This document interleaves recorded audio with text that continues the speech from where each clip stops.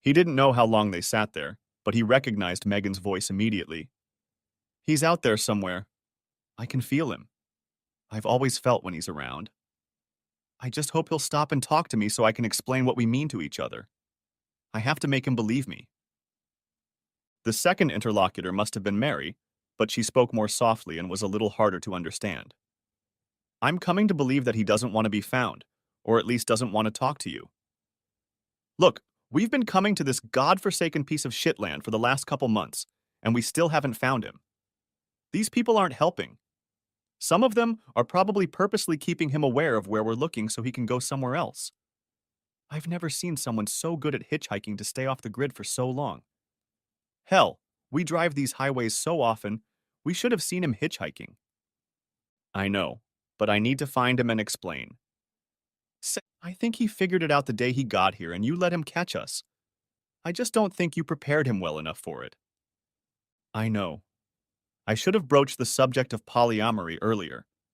I just thought he was sophisticated enough to accept it.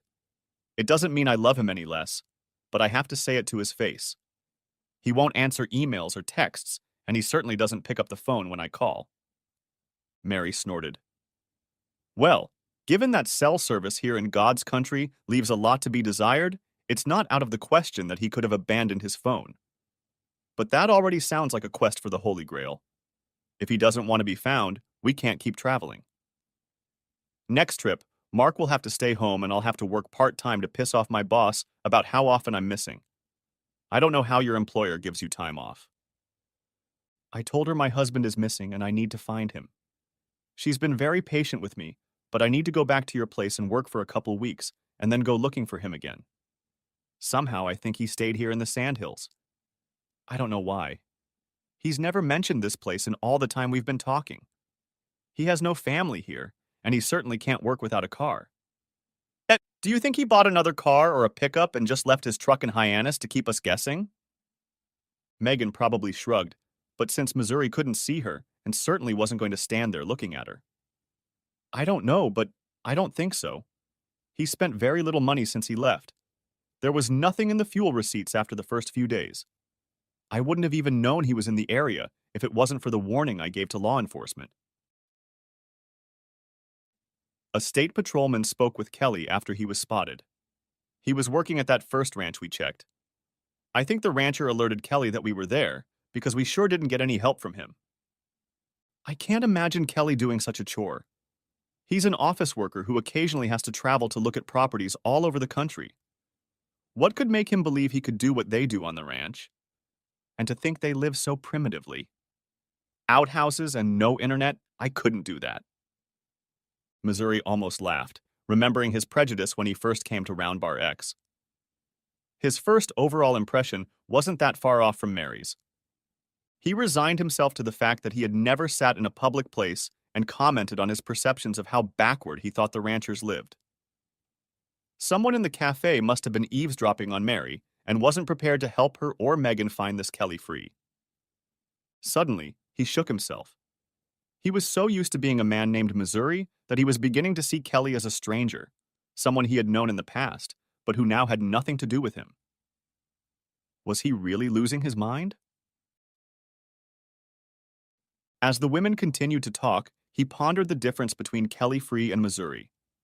They were essentially the same person, but Missouri was a ranch worker with no ties to anyone, and Kelly Free was a married man with his own responsibilities. Both had their own standards of right and wrong, and Kelly was offended by the woman sitting in the next stall. Kelly needed to end his relationship with Megan, and Missouri didn't. He knew there had to be a reconciliation between his old self and his new self, but it wasn't going to happen today. He began to pay attention to the conversation behind him again. Mary, I'm going to check out the library again. They have internet access and Kelly will need to send some emails and get responses from his attorney. Since I know his passwords, I can access his email accounts and see if he's online. I may not find out where he is, but it will narrow it down. And maybe he'll just tell someone, his parents or his lawyer, where he is. One way or another, I'll track him through his own accounts. Missouri nearly pounded the table in frustration. Damn, he'd completely forgotten that Megan knew the passwords to his personal account and his Yahoo account. There was no need for secrecy in their lives until Megan decided to make a few partners. He would have to correct that mistake as soon as possible. He racked his brain, trying to remember if he and Lawrence had openly discussed their finances in an email or text message. Apparently not, but he'd have to check his history. Could Megan see if he'd checked old messages? The duo must have finished eating by now because they stood up and walked past Missouri, barely glancing at the man with the beard and mustache sitting in the next booth. Missouri leisurely finished his cup of coffee, as it was quite obvious that these two had no idea what he looked like or even thought about changing his routine. In fact, he shouldn't have been surprised, since he'd never worn a mustache or beard, and Megan had always treated them with disdain and stated that she wasn't attracted to them, much like the current fashion of celebrities and actors growing beards for a couple days. After leaving the tip, Missouri picked up his hat and headed to the cashier to pay the bill. He still had plenty of cash, as he had cashed most of the checks from Round Bar X, and Ronnie Bentley from Double B's had paid him in cash. He hid most of the cash in various pockets of his coat, pants, and even his trunk so it was accessible, but not all in one place.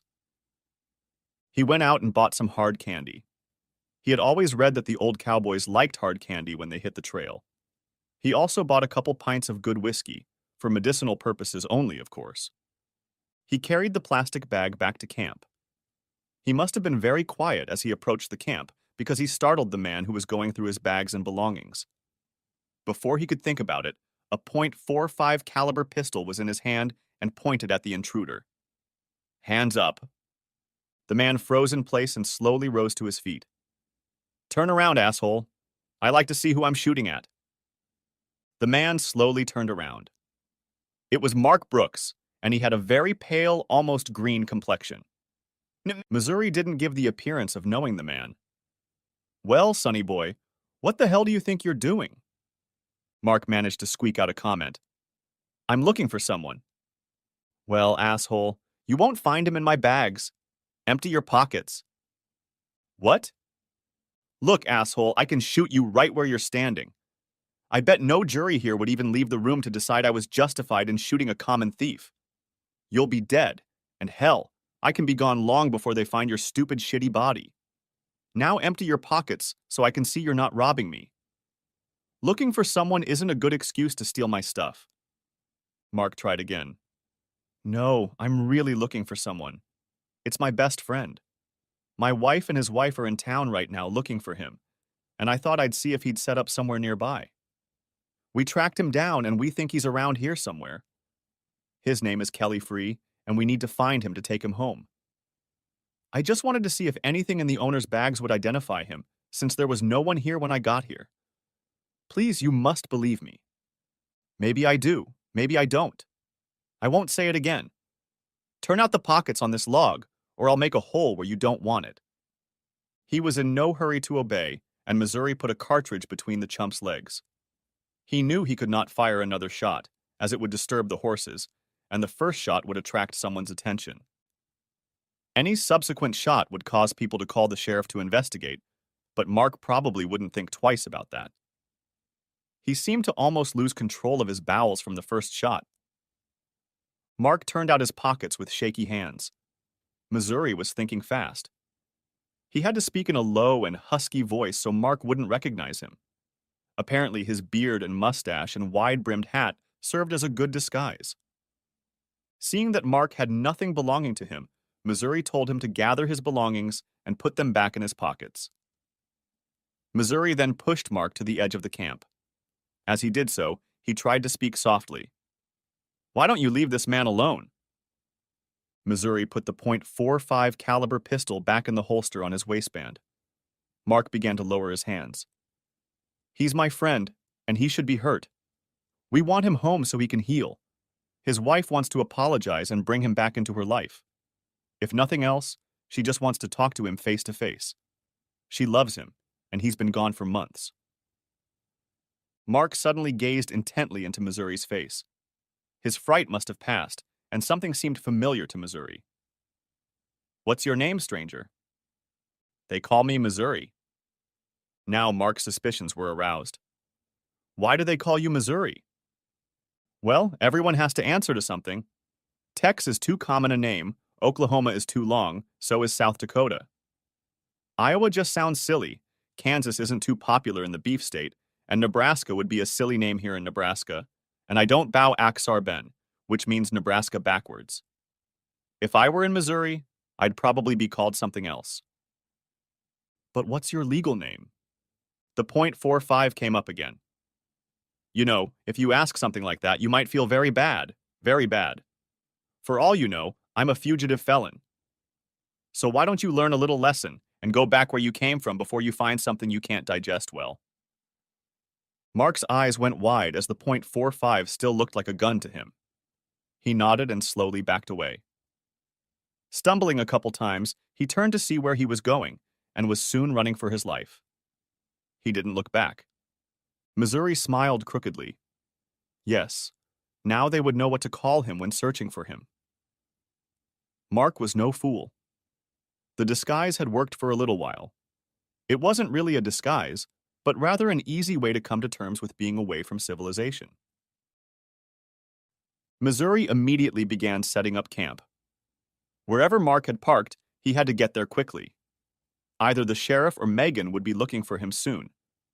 His camp was among trees and brush, so he started downstream to use the brush and trees for his cover compared to the open area surrounding the town. If he could get over the hills, he could hide again, but since he didn't know how much time he had to just do it. Since he had camped many times before, it didn't take long, only about 10 minutes. The horses were ready to rest, and Missouri let them go a couple miles down the stream before getting out and starting to circle around Gordon. Cody was just east of Gordon, but he didn't think they'd have public Wi-Fi, and he needed to get in touch with Lawrence and find out if all the things he wanted to do were finished before he stopped to talk to Megan. She wasn't going to capitalize on this. It took a while to get over the various fences, but in that time he didn't see anyone official.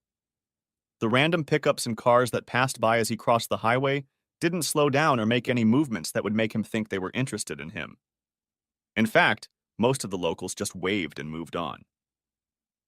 By evening, he was again a few miles west and south of Gordon. He stopped at a farmhouse, and the owner allowed him to take the horses into the house, and he himself lay down in the barn. The owner, a single woman with a widowed mother living with her, invited him to dinner. He was surprised, but soon realized that they, like all ranchers, had been expecting him. Martha, the hostess, laughed when he asked her, "Missouri, everyone in the neighborhood is looking out for you. When those 3 idiots swooped into town, no one offered any news about the guy they were looking for. Yeah, we're not as stupid as they think we are. We know who you are, but we've also heard that you're hardworking, keep sober, nice to women, and a friend to anyone who needs one, and that's why you're one of us." They take a look and go home. The story goes that they come every other weekend or so and ask questions. Most of the ranches you drive through know you've been there, but no one bothers you. When you come into town, no one asks you questions. We all assume you have your reasons for being here and not talking to her, and that's good enough for us. Someday, perhaps you'll tell the real story, but I warn you that gossip is probably better. He smiled at her and continued to tell his story. He started with his old adage about bad things coming in threes and outlined it to her. After telling the whole story, she smiled back at him. You know, God works in a very mysterious way. You believe that 3 bad things have happened to you. First, you lost your job. But think about it. Your boss was an ass who kept trying to get you to live large and didn't appreciate you. Now you're free to do the same thing your way. And from what you're telling me, there are plenty of clients who would be happy to do it your way. She paused. The second unpleasantness was when you discovered that your wife was a whore and had no morals. Losing your job that day allowed you to find that out. How long would she have continued if you hadn't known? You say she had planned for that particular day, but was that really the case? Was she really just going to keep acting the way she was acting and hope for the best? No. This bad thing turned into a good thing. You got out of a horrible mess you got into through no fault of your own. Missouri hesitated and began to agree.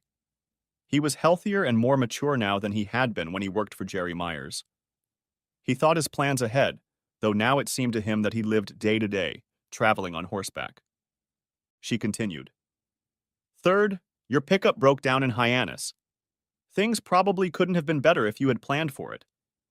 The whole thing with driving west out of Missouri, turning north into Nebraska, then turning around and heading for Sandhills.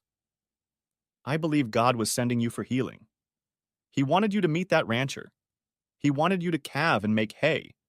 You needed a change, and he provided it. I think you do look different than you did a few months ago. You said yourself that your wife walked past you and didn't recognize you. Another idiot passing through your camp might think it was you, judging by your name. But since no one came out to him right away, he's either too afraid of the new you or doubts it's really you. She took a breath before continuing. You probably look older. Since you don't wear sunglasses, you have to squint against the sunlight. A few gray hairs have appeared in your beard. Your hair is now shoulder length, and I imagine that when you worked in the office, you were usually short-cropped and clean-shaven. Your hair even curls, and I'm willing to bet it wasn't long enough for that before. I'll also hazard a guess that sitting here with me is the most you've spoken in a while. Your voice gets rusty when you don't talk much. That guy, Mark, couldn't claim to have heard your voice specifically. Missouri chuckled. He did look very concerned when my gun ran out. She laughed. Oh my God, everyone's going to laugh about that. I know I'm not supposed to tell anyone about what you told me, but I'll have to do it the next time I'm in town. It will probably be tomorrow, since I have to go to church and do some work on my books. Missouri finally had something to smile about. This lady, at least 60 years old and very large, was cheerful and had a fine character. Her mother was still able to move around and help, but was more abrupt in her demeanor. It was hard to picture them as mother and daughter. Missouri stayed there for a few days before heading back to town. He camped again on the outskirts of town and went about his business. The first thing he did was go to the library where he connected to the Wi-Fi, created a new free email account, and contacted Lawrence Roberts. He then called Lawrence's office on his cell phone and soon gave his attorney the new email address so he could make sure all the emails from Missouri would not be sent to spam. Lawrence was able to assure Missouri that all of the money had been transferred out of the country and should not be accessible to Megan. However, he warned Missouri that the court could and would require an accounting of all funds and would then order Missouri to give up at least 50% in a final order. Missouri asked, "What happens if I never file for divorce?" Megan can wait and file for divorce, citing abandonment. There will still be an accounting of assets for distribution. But what happens if she can't find me to file? She'll still get a judgment from you. I can represent you in absentia, but most judges don't like that and will penalize you for not appearing. He paused for emphasis. Face it, Kelly. The courts are biased against the man in these cases. Up until the late 60s, too often the man in a marriage got the lion's share of the estate and his poor wife and children suffered. Now the courts are biased against the man and go out of their way to reward the woman. It is also assumed that the man earns more than the woman, which in your case was true until you lost your job. Her attorney will also try to make the case that you only allowed her a small fraction of what was hers under community property law. The court will probably agree and penalize you for abandoning her. Society rarely thinks about what you've been through, especially in the big cities where men seem to be humiliated at every turn. Missouri objected. Since I live here, is there any way to file a lawsuit here to have the local court hear my case against her? No, I'm sorry. Your marriage and most of your life together was made here in Missouri, and should be heard by a local court and judge. If you could get her to establish residency wherever you are, then there's a chance you might get a better judgment. I think we'll leave it at that for now. I'm going to start moving again. I have plenty of room to travel and plenty of square miles to search for her. I'll be in touch again when I get a chance. In the meantime, we'll keep on keeping on.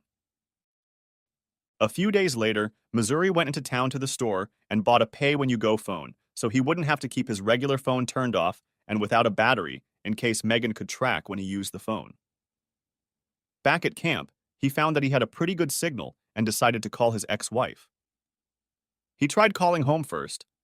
He realized that it was still early and she might be at work. Digging around in his memory, he finally remembered her work number and dialed it. He was connected to the switchboard and then transferred to her extension. He was surprised. She must have been promoted since she had never had an extension before. She picked up on the second ring. Hello, this is Megan Free. How can I help you? I'm surprised you're still using my name. Why don't you use the name of your other family, the Brooks? Who's that? Is this some kind of prank? If so, I don't care to laugh. What? You don't recognize your own husband? Mark was puffing in your ear so hard you can't believe it's me? I'm surprised you're at work and not out partying with your friends. Did you get promoted to get a separate extension? Of course, she ignored all his comments after the first question. Is this really you, Kelly? This isn't some kind of prank? Why would someone call you and impersonate me? We're nobodies in the scheme of things. Every time we come to Nebraska, I leave cards with my numbers on them in case someone happens to see you. Most of the time, everyone who calls will let us down the trail, but sometimes someone calls and tries to tell me it's my Kelly. The first few times, I fell for the joke.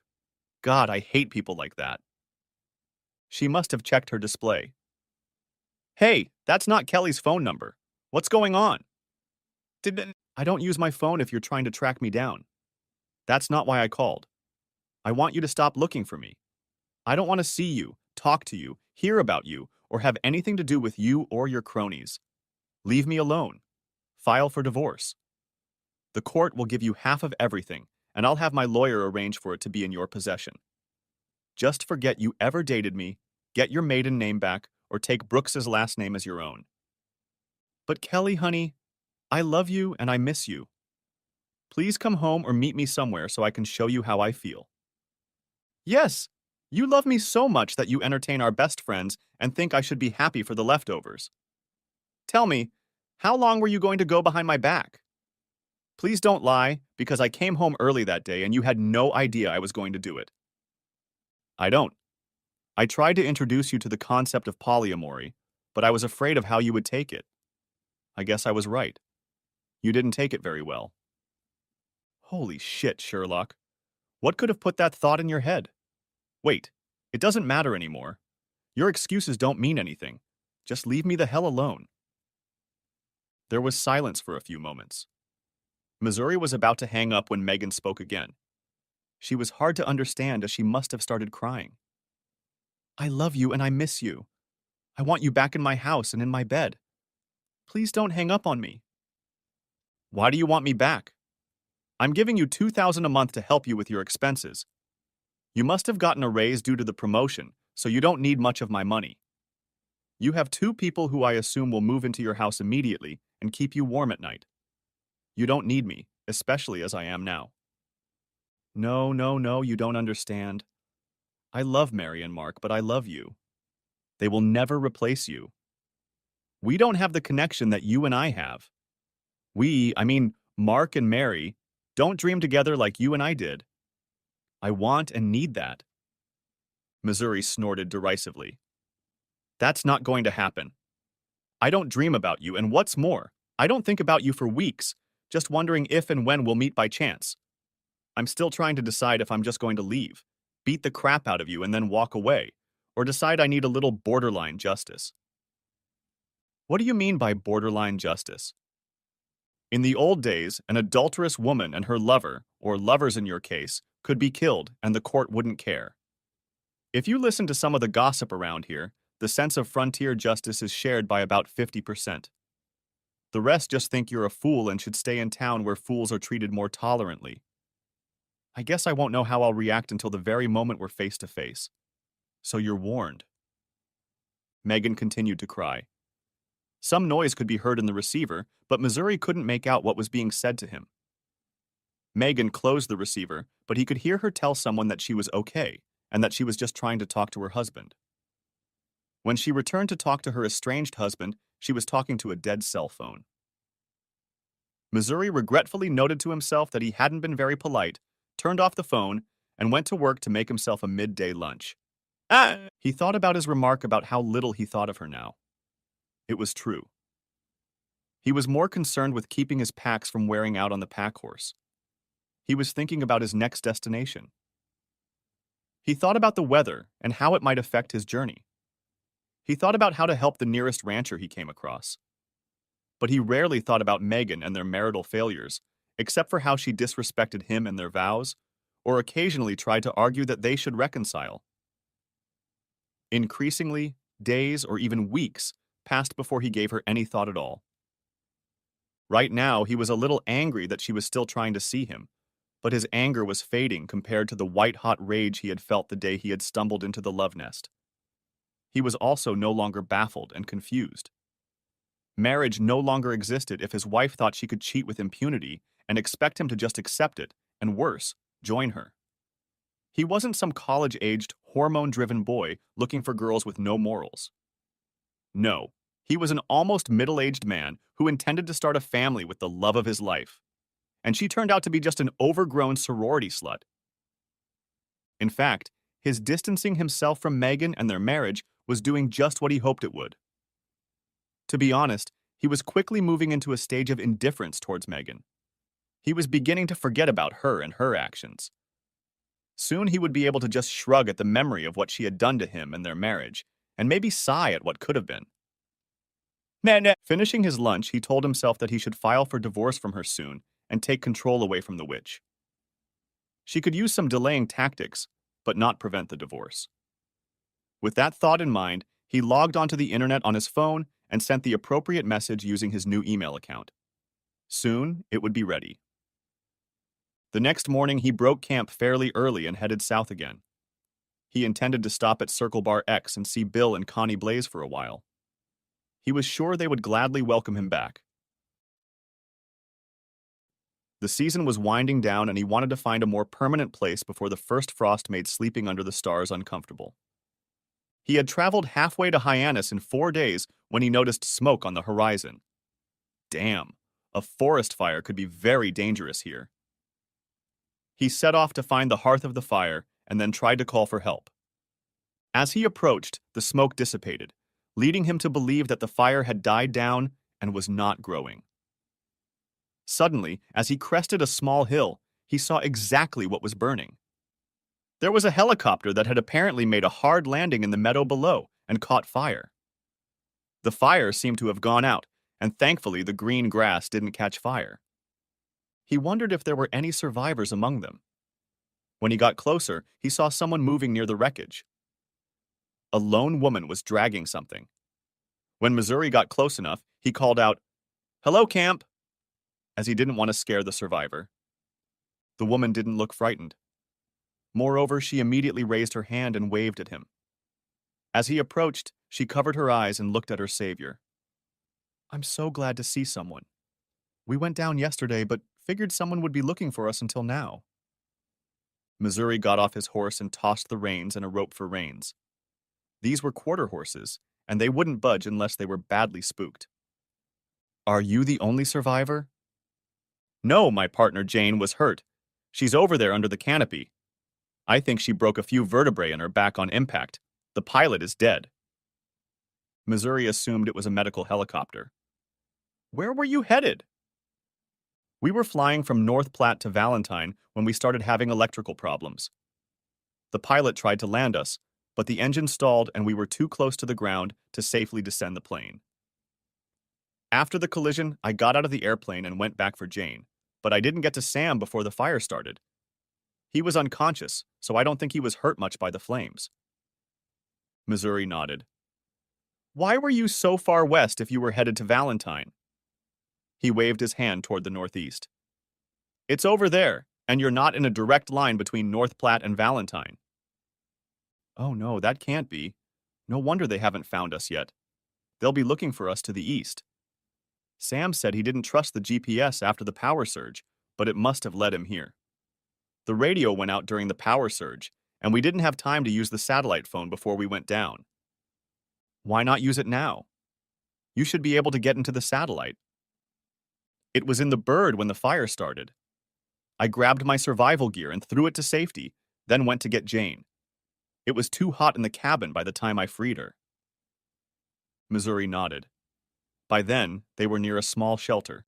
He could hear the second woman moaning in pain. The first woman shrugged. I couldn't get to the medication either, so she's in a lot of pain.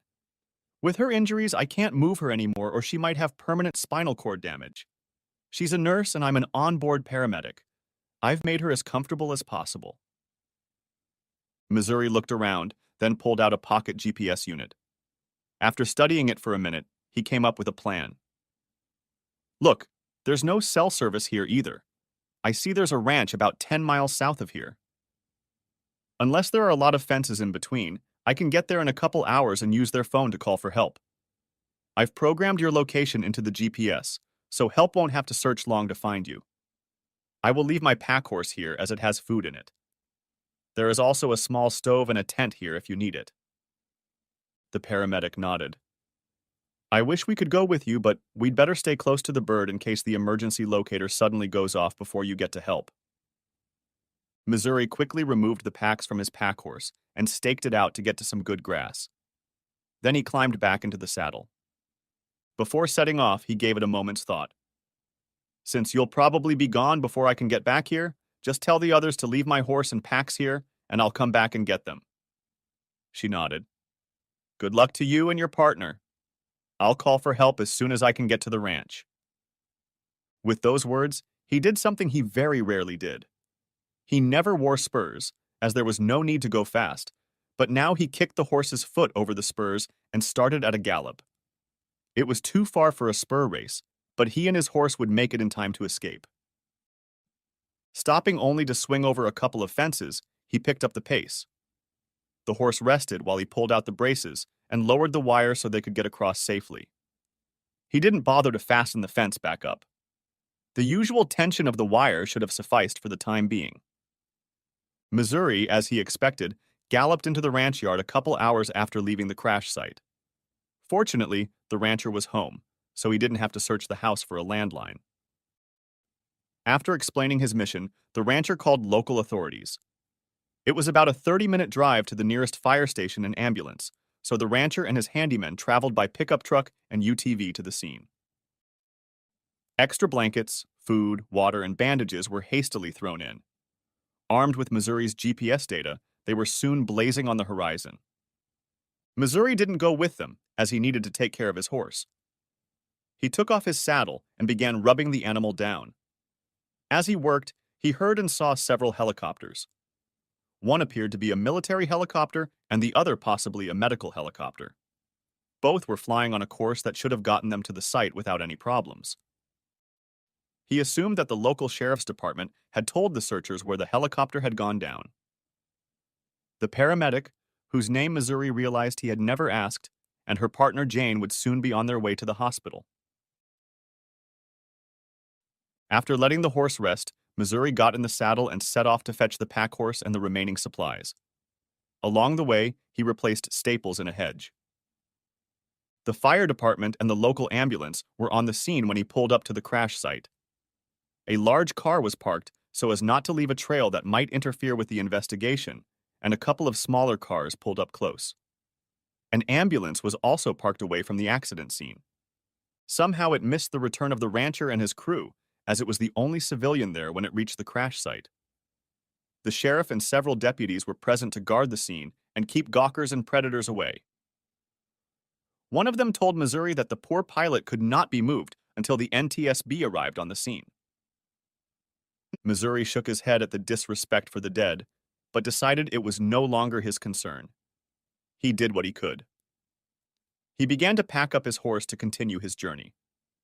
Missouri had already packed up and was ready to leave when one of the men with a badge stopped and asked, "You know, in all the time you came out of nowhere, we never asked your name.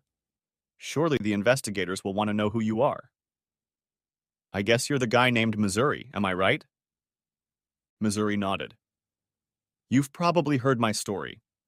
If it's possible, I'd like to stay just Missouri in the reports.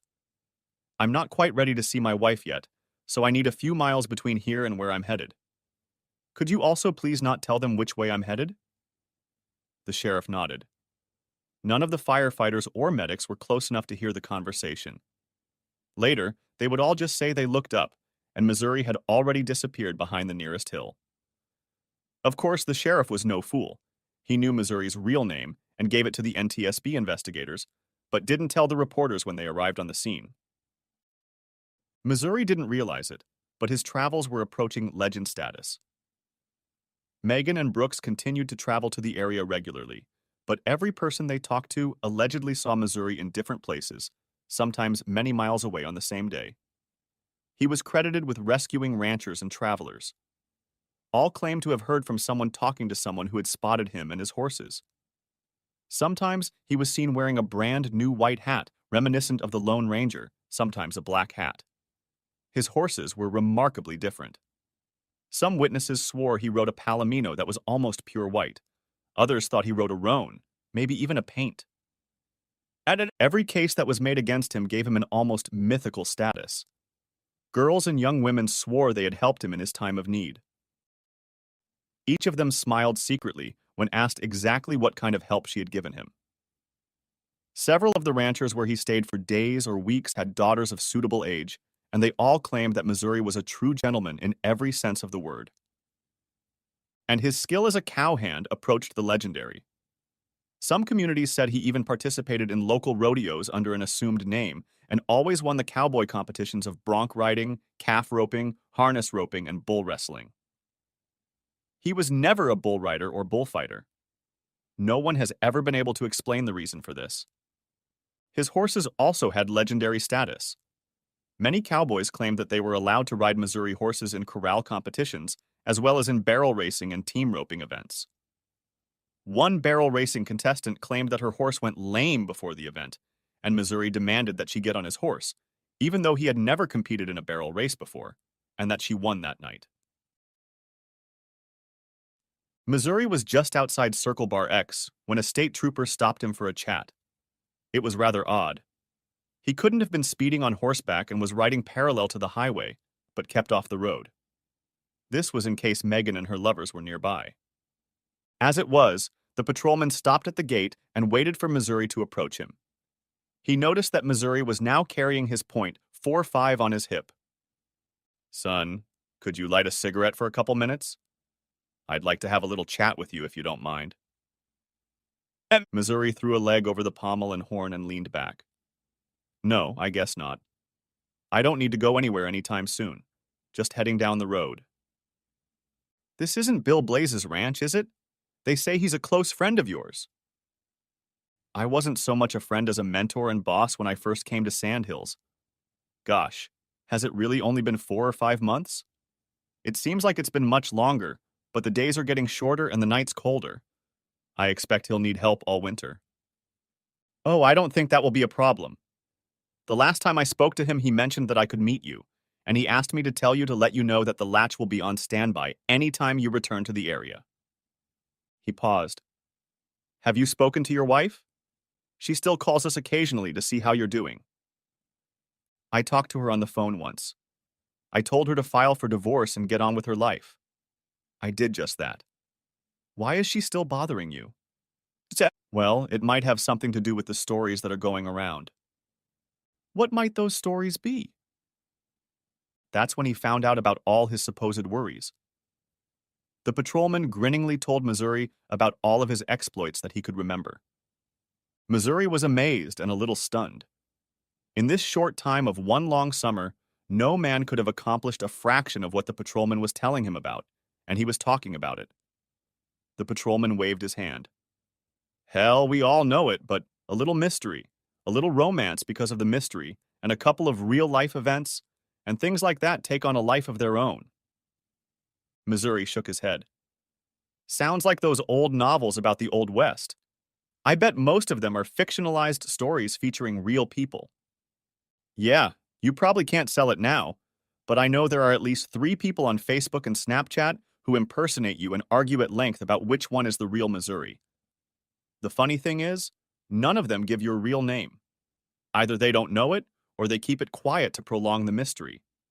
Hell, all you need is a black mask and someone will start calling you the Lone Ranger. I'd need silver bullets too, I guess." Missouri touched his beard.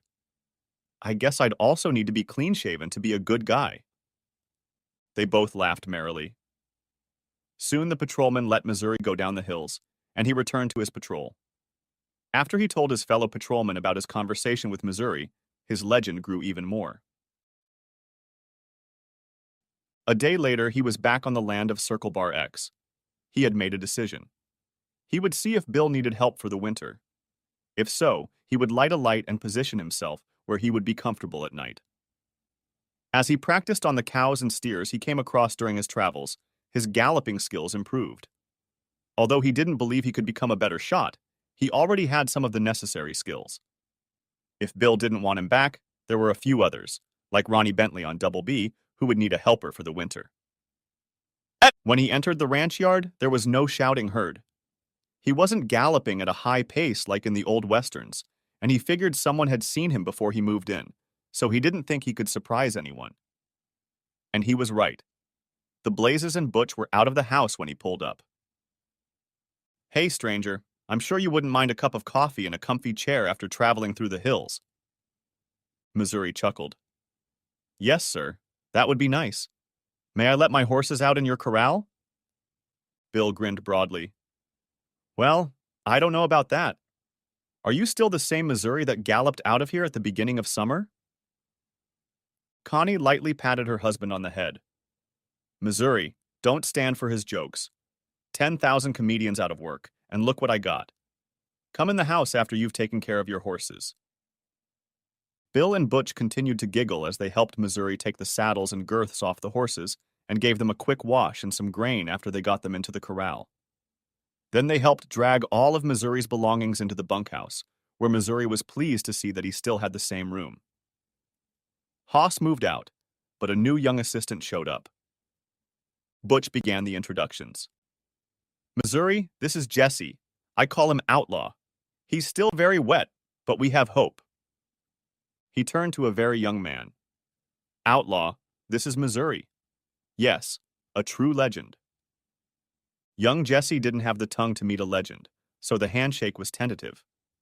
Missouri only smiled at the young man. Butch later told him that Jesse claimed to be 18, but Bill believed the lad was actually a 16-year-old runaway. He was going to discuss his suspicions with the sheriff's department. Bill and Butch were going to maintain the illusion as to the outlaw's age until they got an answer from the sheriff. Connie invited the young man to have dinner at the ranch house every night. That evening, Connie invited Missouri and Butch to her house for dinner to celebrate the return of their friend. During dinner, Missouri told them the highlights of his journey, including an overheard conversation between his wife and her mistress at a cafe in Gordon. Bill and Butch laughed heartily at Missouri's account of his encounter with his former friend Mark. Young Jesse simply absorbed these stories with open mouth and wide-open eyes. Then, after a hearty meal, the others tried to outdo each other with legends of exploits, including a highly exaggerated story about a medical helicopter. Bill took the floor. "According to the latest version, which by the way is on the internet, you rode over the last hill at high speed, jumped off your horse at the last moment, and picked up Casey, a young paramedic, as she was fainting from relief that she had been rescued. Then you built a hut out of sod to protect her and her partner Jane from the terrible tornado that was coming at the site, and then galloped right into the teeth of the storm to save them. Somehow you made it several miles to the highway, climbed a cell tower, and hacked into the system to summon help. You used your high-powered flashlight to guide the helicopters to the scene, and then climbed down and led the others to the ground, where you carefully extracted the pilot from the wreckage and prayed for him." Missouri was shocked. Then he told them the true story. He didn't even know the name of the paramedic, and the pilot was still in the wreckage when he went back for his pack horse and supplies because the NTSB had radioed the order to the sheriff's department serving the area. The stories went on and on. Missouri and his multicolored horses were spotted throughout the vast Sandhills area from O'Neill in the east to Alliance in the west. The internet also gave information that they had been seen as far north as Murdo in South Dakota and as far south as McCook, Nebraska. Everyone cheerfully discussed the improbability of a man on horseback traveling over such a large area in a few months. Yes, it was possible, but so implausible that Missouri had little need for speed in his travels. Connie walked over and examined Missouri's face and scalp for injuries. When asked, she revealed that he was rumored to have fought repeatedly to protect poor defenseless women and girls in every town he happened to visit. Some of these reports came from alleged attackers, and in all cases, Missouri had handled his opponents, even the largest and most aggressive, with ease. It was a great night with old friends and a new friend. Outlaw relaxed, and like the others, began to tease Missouri a bit. Finally, Bill asked what Missouri had planned. Well, I was hoping you might need me for work this winter. I'm tired of nomadizing. If Megan shows up again, I'll sit and talk to her and let her know it's over between us. She can have the house and half my money if she doesn't fight for the divorce. If she wants to fight, I'll use my history to destroy her and her lovers. She has a choice. Bill and Connie nodded. Bill spoke first. Of course you have a job here at Circle Bar X. Everything is almost ready, except we need to move the hay bales to the ranch house to feed it this winter. We'll make quick work of that with you, and then we'll just keep an eye on the cows until we need to move them. Connie spoke next. We have gained some popularity through your travels. Somehow it became known that Round Bar X was your starting point, and it is now considered your home. We get a few visitors every week to see if you've returned. You have quite a fan club in these parts. If you don't mind, I'd like to ride the hedge whenever we get visitors. I can't even imagine what I could say to any of my fans, other than not to believe everything they hear. We've gotten several phone calls from that girl Casey and her friend Jane. They want to personally thank you for saving their lives. The emergency locator in the tail section didn't work and was damaged in the fire. Who knows how long it would have been before they were found? Bill paused. So you'll meet them if they show up? I don't know when Jane will be released from the hospital. From the news reports, her injuries were pretty extensive. Missouri nodded. Yes, I'll meet with them. When I arrived, that girl Casey had everything under control. She made Jane as comfortable as she could. She used my little tent to protect her and cooked them both food to last them until the cavalry came. By the time I got back, they had been airlifted out and were probably in a hospital in North Platte or Kearney. I don't actually know where they were taken. The firefighters and medics at the scene weren't sure. That dinner set the tone for Missouri's return to the ranch. He discovered that Bill had driven down to Hyannis and picked up Missouri's pickup truck. It had been stored in one of the machine sheds. Missouri had it mounted on a used horse trailer he bought locally. If he needed to travel again, he could take his faithful racehorses to new lands, including Wyoming or North Dakota. He stopped by the Alliance to change his clothes, as they had become badly worn during his travels.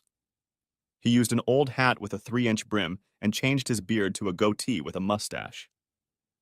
No one seemed to know who he was when he went into the various stores to store. That suited him just fine. True to his word, Bill sent Missouri out on horseback whenever strangers appeared on the ranch. One of the questions he asked each visitor was about their recent encounters with Missouri.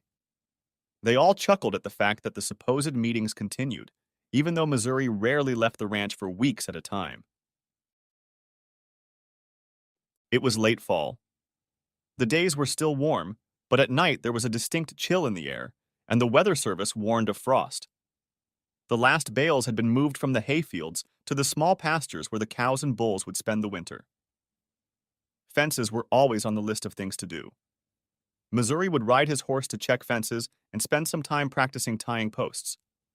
He was constantly improving. He still carried his .45 caliber pistol on his hip in case he came across an aggressive coyote or maybe an upset badger. In early November, the dreaded guests showed up. Megan arrived with the Brookses at Circle Bar X. For the first time since the search began, and the 10th time she had come to the ranch, she was invited into the house, and Missouri was sent for.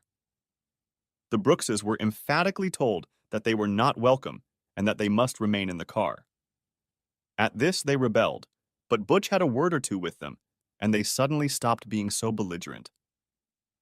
Butch told Bill later that he had just informed them that there was plenty of empty space for a couple of lonely graves, and it seemed to knock them out of their minds. True to his word, he brought each of them some water so they could refresh themselves while Megan met with her spurned husband.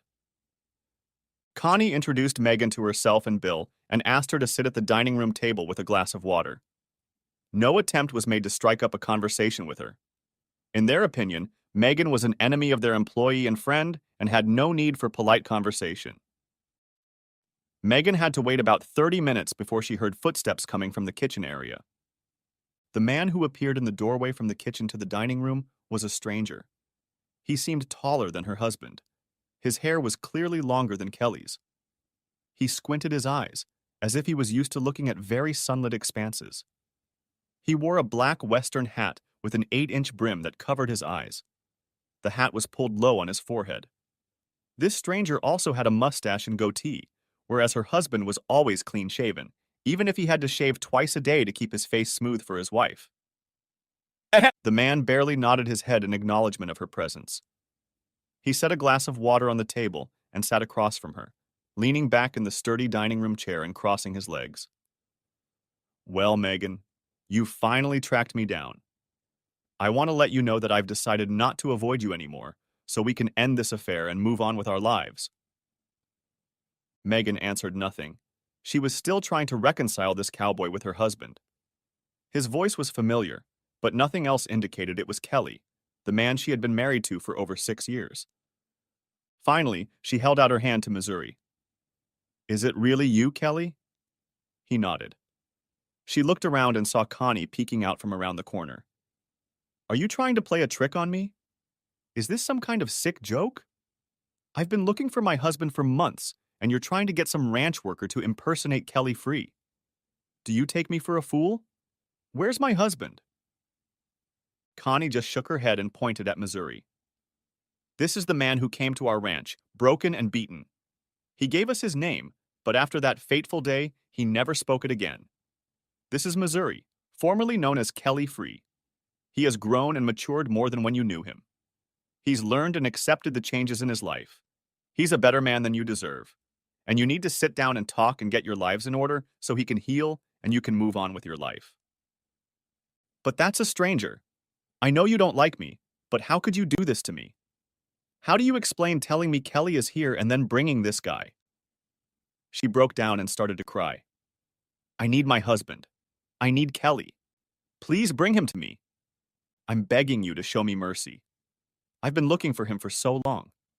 Please, please, please. She rested her head on the table, wrapping her arms around her. Megan, listen to me. Oh, how can I tell? Is it me or is it me? Either way, I'm Kelly Free. I may not look like the man you knew, but I'm still your husband, at least for a while. You decided to start a new relationship with Mary and Mark Brooks, and you thought I would accept it and maybe even join them.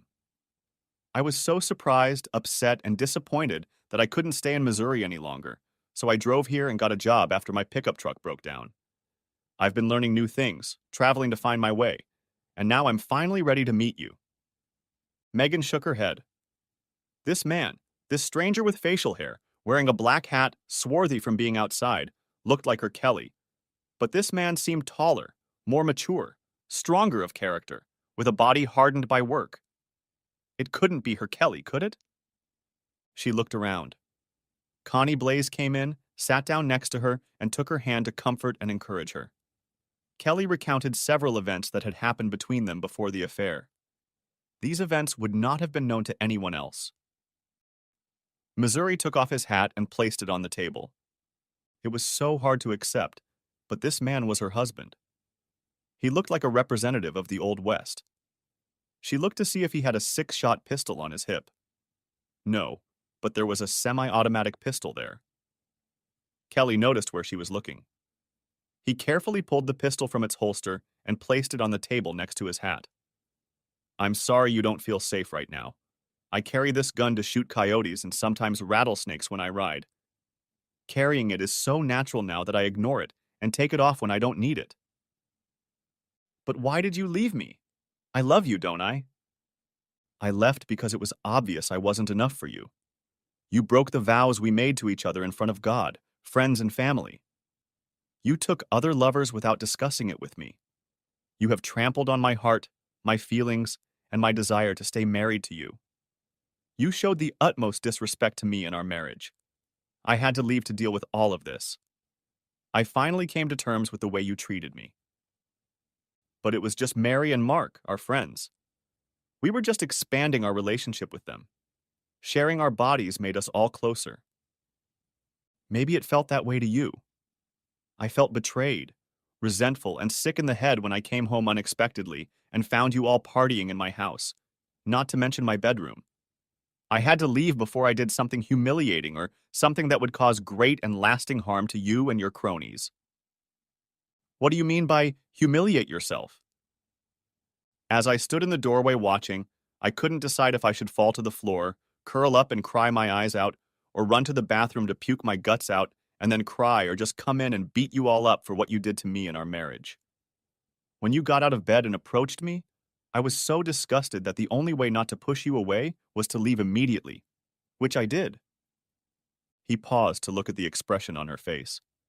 She still seemed to be in denial that she had hurt him. He continued, I drove around the city for a few hours until I was out west. I finally decided that as long as I was moving, I didn't need to decide what to do with you. When I got stuck here in Hyannis, I had to accept the reality of what you did. At that point, our marriage was over. After that level of lies and disrespect, it's impossible to go back. I still wasn't ready to confront you, so I accepted a job at Circle Bar X. These people didn't have to accept me, but they did. They didn't have to offer hospitality to a stranger, but they did. I knew nothing about working on a ranch, but they accepted me, took care of me, and taught me how to work hard. And in all that time, they never once disrespected me or made fun of me about my personal life. Connie sat back and nodded in response to Missouri's words. They had done all this and more, which Missouri might never know. He had no idea how many times Bill and Butch had ended up just a few miles from where Missouri stopped to camp. They were always ready to give him help if he needed it. And they were proud of the fact that in all the months of traveling, he never needed them once. He had become the hero that Zane Grey, Louis L'Amour, and many others had written about. He became a man to ride the river with. He was welcomed wherever he went. He was one of them, a sandhiller. He would stand tall wherever he went, across the country or into the city. She thought of his old boss. What was his name? Jerry or Terry or something? She was willing to bet his former boss wouldn't dare criticize Missouri now. Now he had the face, the confidence, and the backbone to look any opponent in the eye and back up his words with physical action if necessary. For some reason, Megan was still in denial about Kelly's presence after such a long separation. She sat back and shook her head. This couldn't be happening to her. All these months, she'd been feeding herself the illusion that Kelly was hurting, but he would throw himself into her arms again when they finally met. He loved her and needed her in his life. That was the illusion she had been building in her mind for months. It still seemed to her that Kelly would accept her lifestyle. All she needed to do was put Kelly to bed, and all would be well again. Kelly realized from the look on her face that she was still committed to the course she had started last spring in Missouri. He shook his head. He had no idea how to make her finally realize that her dreams were now a nightmare for him. There would be no reconciliation. He tried again. Megan, since you believe I'm Kelly, let's cut to the chase. When you get home, you're going to be served with divorce papers. Please just sign them and let the divorce take place. I've been generous. You need to read the papers to see if the agreement I proposed is fair. After that, you can openly build your life with Brooks. She shook her head in denial. No, I'm not accepting that. You just need to experience it.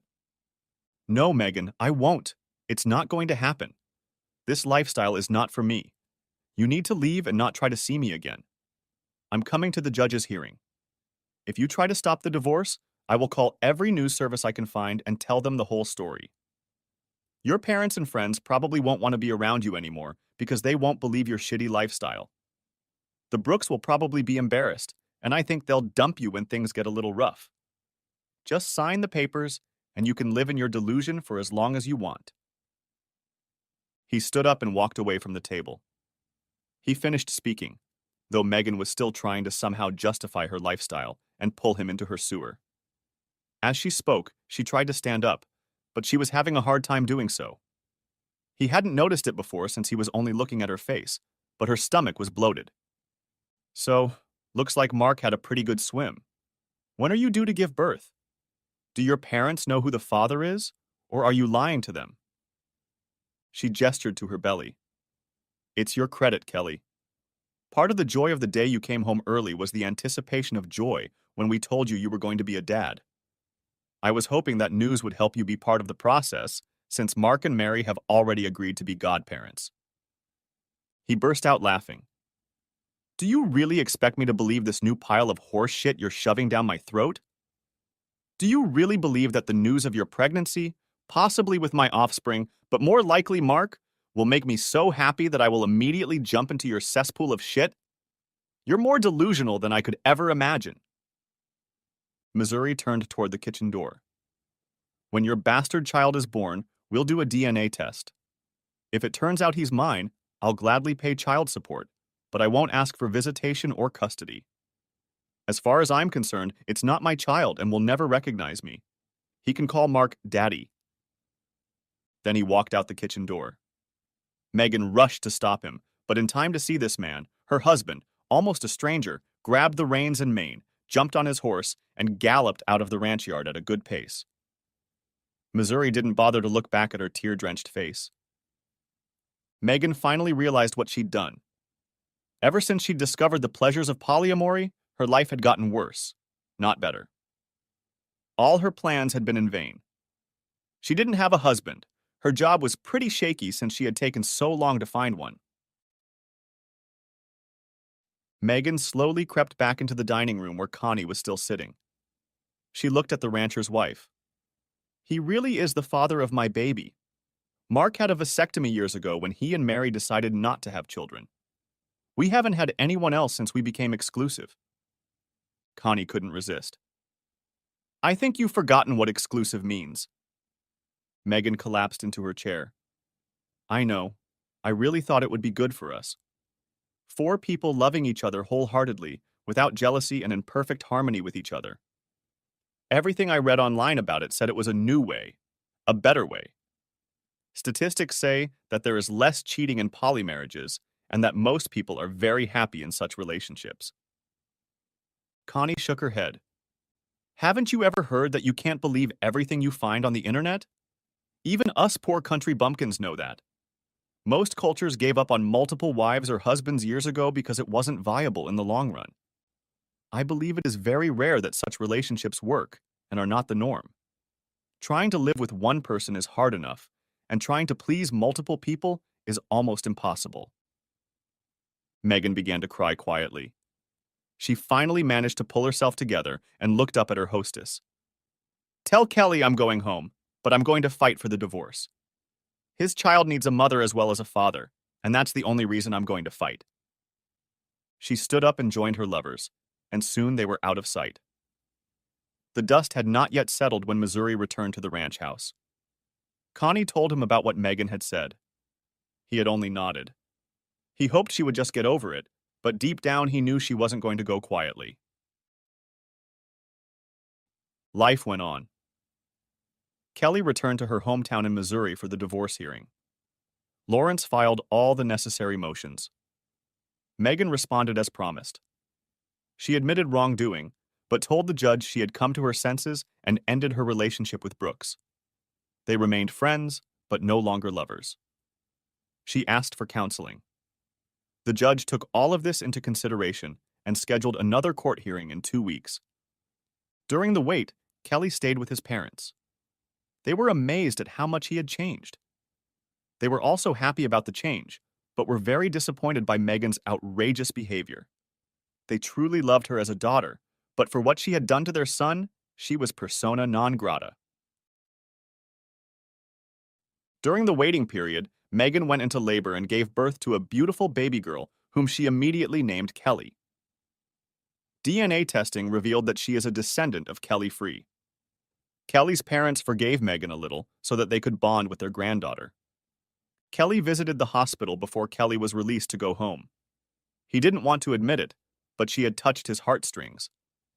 If only Megan hadn't decided to entertain Brooks, they would have been so happy to have little Kelly in their lives. Now, he would be a part-time father. Megan took little Kelly to Fry almost daily to visit her grandparents.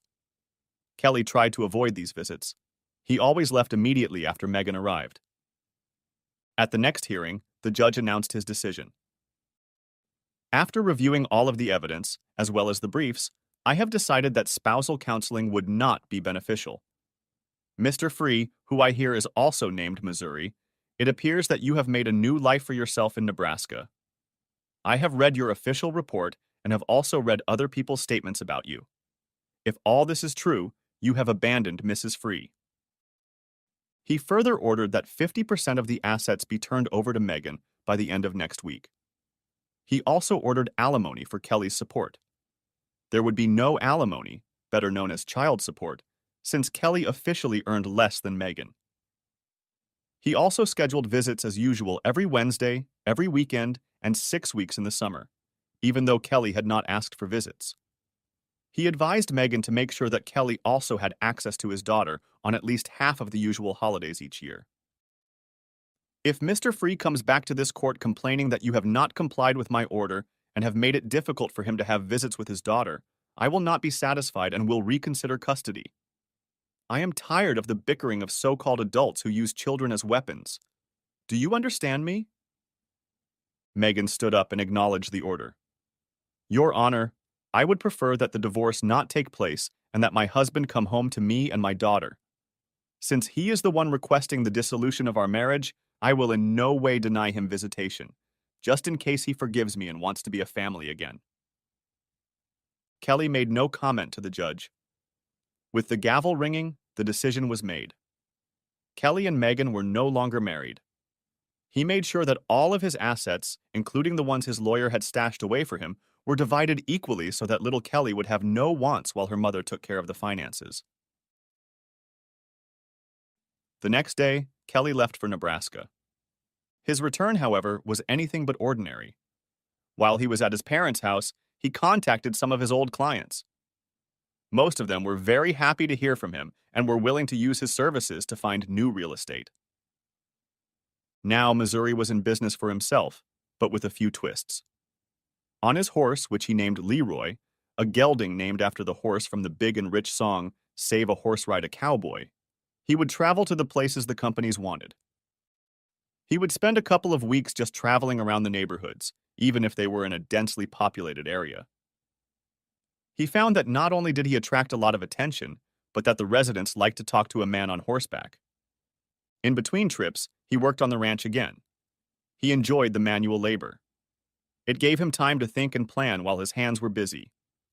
In the winter, when daily chores other than feeding the cattle became less pressing, he was able to communicate with his family via the internet. He helped Bill install a cell phone booster, so video calling became even more convenient.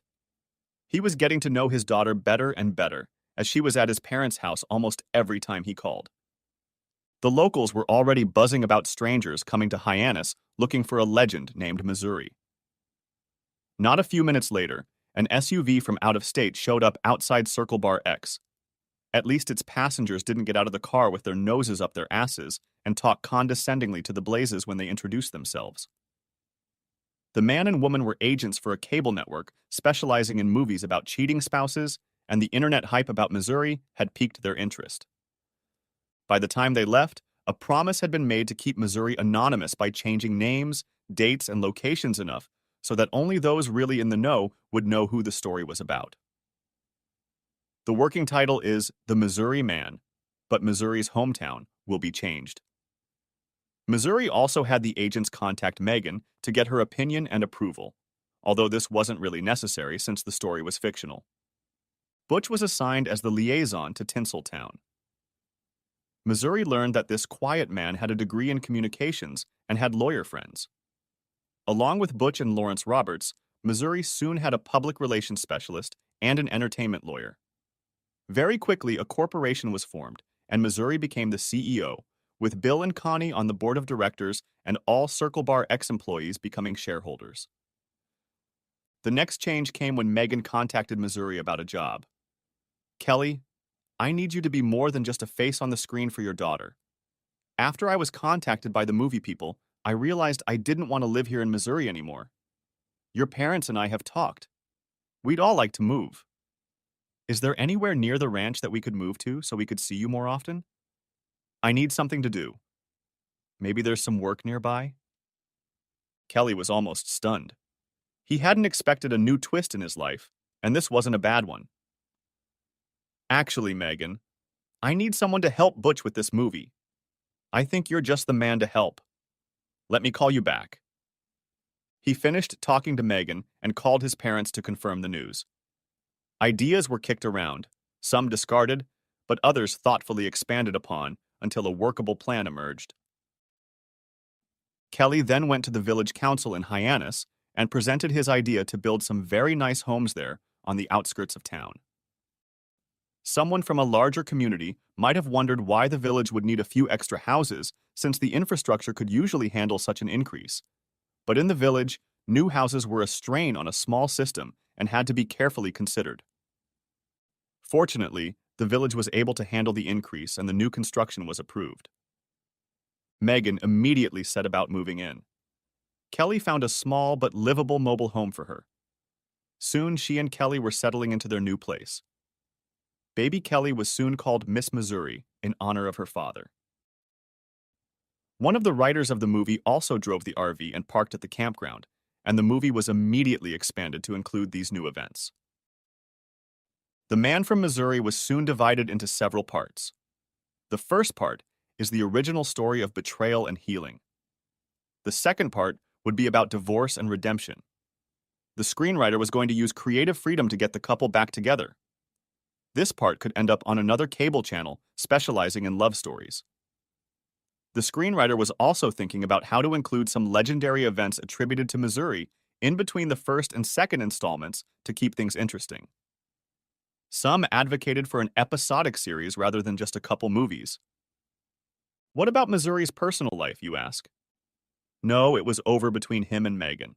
They became friends and also became Miss Missouri's parents, but that's about it. But Missouri was not destined to be alone. While the high-end modular homes were being planned, built, and then brought to Sandhills from Megan and Missouri's parents, there was someone new in the ranch yard. One day, a van pulled up to them.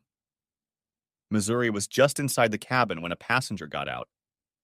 A pretty woman who moved with the aid of crutches introduced herself as Jane Gentry and came to thank her rescuer. Her driver was a handsome Casey, a paramedic from the helicopter. Usually, Missouri tried to avoid his suitors, but this time he decided to sit and talk to the two women. Jane was telling Bill and Connie about what kind of man Missouri was. Casey kept repeating the same thing. Bill and Connie agreed with the women and smirked as they looked at Missouri's discomfort. Finally, Connie asked about Jane's injuries. The blow broke several vertebrae in my spine, so it took me a long time to get back on my feet. I spent several months in a wheelchair while I went through physical therapy. I am slowly getting better and hope to be crutch-free soon. In the meantime, I have obtained my advanced practice nursing license. I can no longer fly, and so I am looking for a place to open a clinic. Do you think Hyannis could use some medical attention? Casey added. I'm working on my nursing license and I want to help Jane. I have PTSD from the accident and I'm working in a ground ambulance while I get my license. This first meeting set the stage for additional meetings to refine plans. A survey needed to be done about whether additional medical care was needed in the small community. A building needed to be found or constructed to house the clinic. Over the next few months, Missouri was so busy helping out at the ranch, moving his parents around, getting to know his daughter, trying to contain the outrageous stories proposed for the movie, planning the clinic, and even making several trips to see clients that he was stumping himself. Jane intervened and forced Missouri to take a break. Her condition improved to the point where she no longer needed crutches, but she still couldn't stand for long periods of time. As she recovered, their meetings went from business to more personal. She was a good-looking 35-year-old who'd been burned by a failed lover in college, and she'd stayed away from men ever since. Yes, she and Casey had had a close physical relationship, but it had ended some time ago, and now they were best friends, almost sisters. Casey had problems with men too, which was why she had stayed away from the male gender before the accident. Missouri, who had suddenly appeared at the crash site, taken command, quickly assessed the situation, and then performed their rescue, was her hero, and she idolized him. They both half-heartedly tuned into him. They had long conversations about him. Jane was the first to move from hero worship to appreciating him as a man, a friend, a confidant, and possibly a lover. Casey had the good sense to warn her friend that she had better never hurt the man or hell would descend on Jane, not unlike the notoriety that had fallen on Megan's head.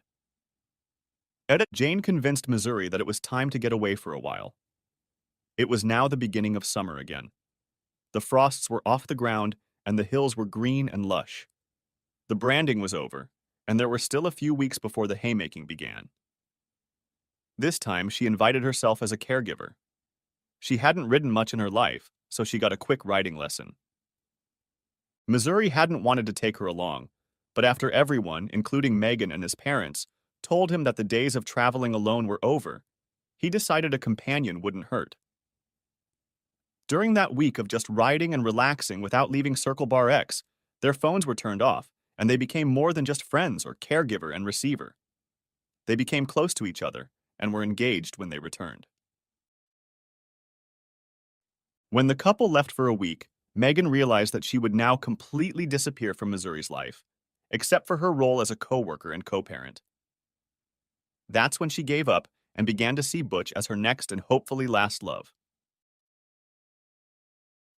Over time, Missouri was joined by two half-brothers from her father, the legendary Missouri Man and Jane, and two half-sisters from her mother and Butch. She was a wonderful and very well-developed big sister and friend to all. Bill and Connie were like grandparents to the clan. The end.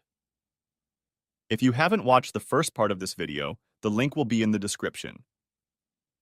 Thanks for watching, I hope you enjoyed it, so subscribe to my channel and watch the next video.